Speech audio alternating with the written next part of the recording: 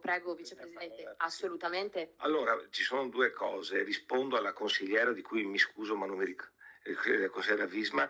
Allora, e questa è una risposta strettamente personale e le parlo da imprenditore. Se acquisto un capannone vetusto è mio interesse, perché devo far quadrare i conti, fondamentalmente il conto economico, renderlo il più sostenibile possibile. Il più sostenibile possibile, che se ho la possibilità di mettere dei pannelli fotovoltaici li metto, ma considerando che all'interno ho tutti i miei collaboratori che ci lavorano, devo chiaramente isolarlo nella maniera sia dalla parte estiva e attualmente anche sia la parte invernale che la parte estiva, perché la qualità all'interno degli stabilimenti con la refrigerazione in questi momenti sta diventando sempre più importante, e quindi questa è l'attività strettamente dell'imprenditore, anche per un saving, perché se io devo riscaldare un capannone e ho dispersioni, quindi mi farei male da solo. Spero di essere stato positiva. All'altra sua domanda probabilmente le risponderà il dottor Barbin, che non è la mia materia, quindi me ne tiro un attimo fuori. Invece, per rispondere al consigliere De Rossi, allora considerate che all'inizio, quando io la chiamo la mamma della ZLS, che è stata il presidente Marinese, ha avuto questa idea. Papà, dai, no, la mamma, il papà. No, perché il papà può essere più di uno, ma la mamma è unica, per me è la mamma. Per me è la mamma, quindi, che ha avuto questa idea e che dobbiamo fargli veramente i complimenti, perché è stato lungimirante. Abbiamo fatto una ricerca con una società di ricerca di cui non mi ricordo il nome. Ernest Young.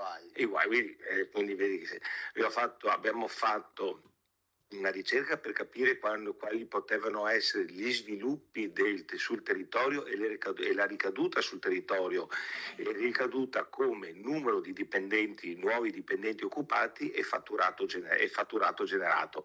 A fronte di questa l'esito è stato più che positivo. Abbiamo fatto una serie di promozioni all'estero, quindi siamo stati, io non c'ero, ma i miei predecessori sono stati sia in Germania, sia in Francia, sia negli Stati Uniti, per promuovere tutta l'area, e anche Dubai, perfetto, e promuovere tutta l'area della ZLS, quindi tutta l'area portuale, quindi retroportuale, chiaramente sia di Rovigo che di Venezia.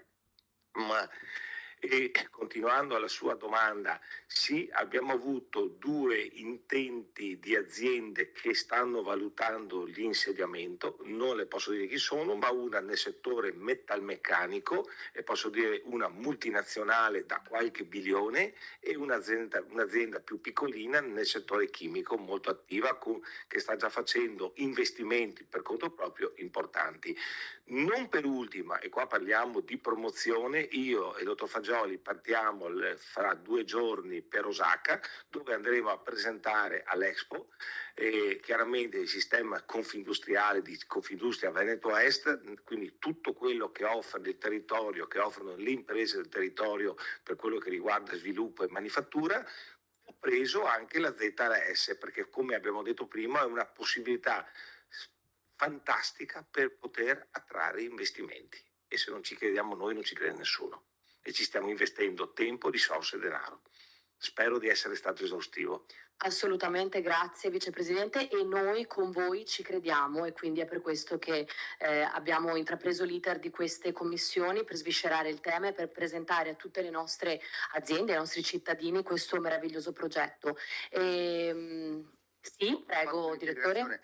Ci sono anche altre aziende manifatturiere già insediate nell'ambito dell'area metropolitana di Venezia, che stanno valutando di effettuare investimenti nell'ambito dell'area di Porto Marghera, proprio con questo tipo di benefici. Quindi, per rispondere anche al dottor Bertin, c'è questo tipo di orientamento anche di aziende del territorio già insediate.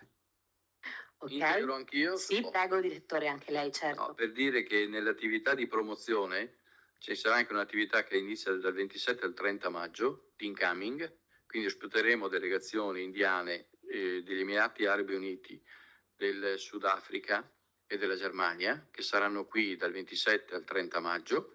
per ovviamente conoscere, visitare le aree ZLS, quindi è un'attività che facciamo di incoming, quindi ospitiamo delegazioni che provengono proprio per vedere le nostre aree. Quindi l'attività di promozione è un'attività fondamentale. È stato creato un sito, un logo che è appoggiato alla Regione Veneto di promozione. In questo sito verranno caricate le aree, quindi uno potrà consultare il sito, vedere le aree disponibili, conoscere le caratteristiche, le superfici, le infrastrutture collegate, i sottoservizi che saranno collegati, quindi per dare massima visibilità.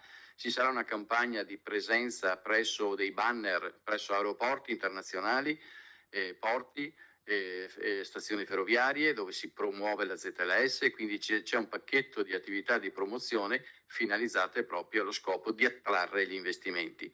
Che investimenti? Noi siamo per tutela dell'ambiente, ma rispetto della manifattura.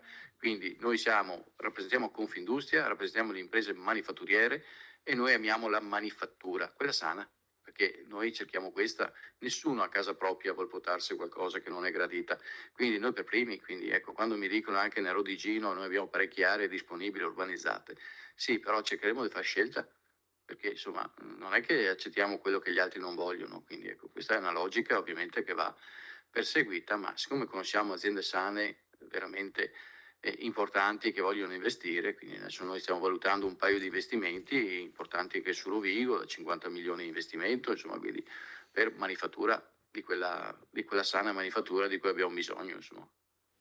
Grazie. Ecco, Allora, i io lascerei... capannoni, che mi diceva prima anche la questione dei capannoni, già in parte ha risposto il Presidente, che quindi ecco, aggiungo solo che se compro un bene usato, prima di attivare un'attività devo rispettare le norme igienico-sanitarie, urbanistiche, quindi l'attività non parte se non rispetta le norme, a prescindere del silenzio assenso e i furbi non troveranno spazio perché la decorrenza dei termini ha documentazione completa, quindi non a documento parziale, sempre.